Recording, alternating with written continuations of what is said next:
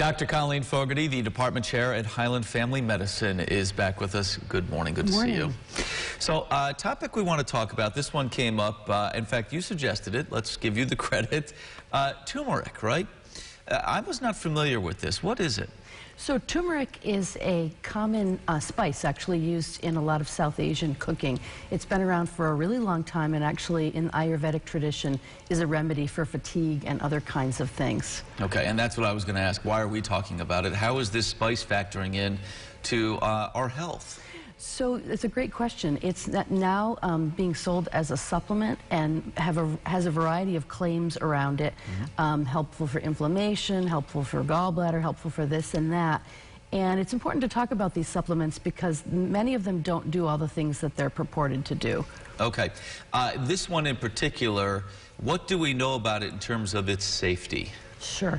So in terms of its safety, there's typically not a lot of bad effects, although at high doses there are some issues with GI, so people can get nausea and some diarrhea with it if they're taking an excess dose. Also, it has been found to possibly cause anemia in some people, so a low red blood count, and there's certainly the possibility of interacting with medications, particularly blood thinners. So people who are taking blood thinners should not be taking an excess amount of turmeric. That of course is critically important. You know, maybe I missed the most important question. Does it work?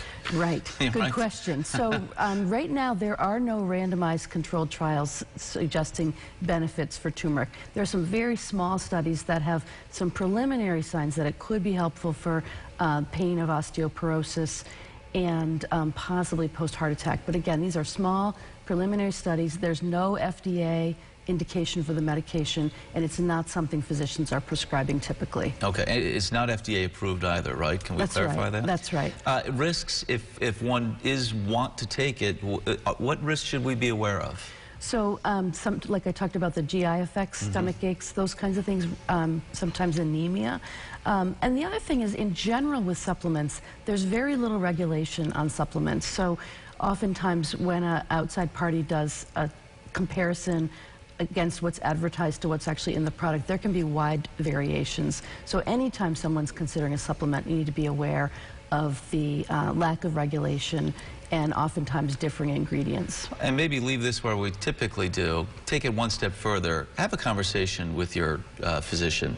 Yes. Before you get into trying something like this, right? And certainly as a food item, this is why we advocate a variety of foods, particularly fruits and vegetables. Many, many spices are beneficial in the diet in ways that we don't know. So we're not advocating taking supplemental turmeric. We are suggesting that if people are eating that commonly in their food as a seasoning, that's absolutely fine and to be enjoyed. There you go. Perfect stopping point. Doctor, thank you. Thank you. Hey, we've got a link on this subject that we'll be sharing online as well. As always, this conversation will be posted at rochesterfirst.com.